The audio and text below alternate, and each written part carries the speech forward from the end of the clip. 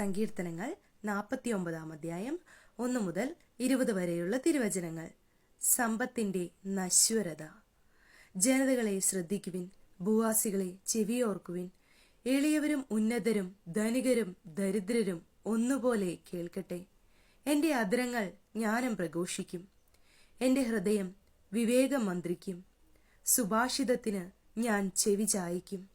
കിന്നരനാദത്തോടെ ഞാൻ എന്റെ കടങ്കഥയുടെ പൊരുൾ തിരക്കും. എന്നെ പീഡിപ്പിക്കുന്നവരുടെ ദുഷ്ടത എന്നെ വലയം ചെയ്യുന്നു. ക്ലേശകാലങ്ങളിൽ ഞാൻ എന്തിന് ഭയപ്പെടണം? അവർ തങ്ങളുടെ ധനത്തിൽ ആശ്രയിക്കുകയും സമ്പത്തിൽ അഹങ്കരിക്കുകയും ചെയ്യുന്നു. തന്നെ വീണ്ടെടുക്കാനോ സ്വന്തം ജീവന്റെ വില ദൈവത്തിന് കൊടുക്കാനോ ആർക്കും കഴിയുകയില്ല. ജീവന്റെ വിടുതൽ വില വളരെ വലുതാണ്. എത്ര ആയാലും അത് തികയുകയില്ല. എന്നേക്കും ജീവിക്കാനോ പാതാളം കാണാതിരിക്കാനോ കഴിയുന്നതെങ്ങനെ? ജ്ഞാനി പോലും മരിക്കുന്നെന്നും മണ്ടനും മന്ദബുദ്ധിയും ഒന്നുപോലെ നശിക്കുമെന്നും തങ്ങളുടെ സമ്പത്ത് അന്യർക്കായി ഉപേക്ഷിച്ചു പോകുമെന്നും അവർ കാണും.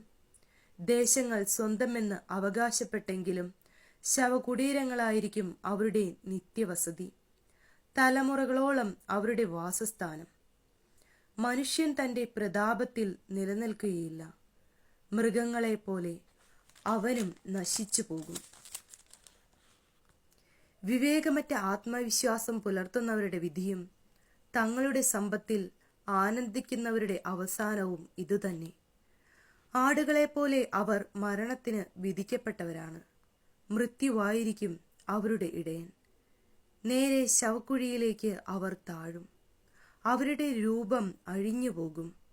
പാതാളമായിരിക്കും അവരുടെ പാർപ്പിടം. എന്നാൽ ദൈവം എൻ്റെ പ്രാണനെ പാതാളത്തിന്റെ പിടിയിൽ നിന്നും വീണ്ടെടുക്കും. അവിടുന്ന് എന്നെ സ്വീകരിക്കും.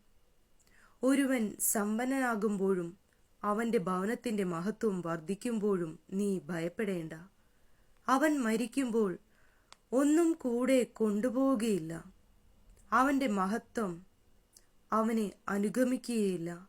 ജീവിതകാലത്ത് സന്തുഷ്ടനെന്ന് കരുതിയെങ്കിലും അവന്റെ ഐശ്വര്യം കണ്ട് ആളുകൾ അവനെ സ്തുതിച്ചെങ്കിലും അവൻ തന്റെ പിതാക്കന്മാരോട് ചേരും.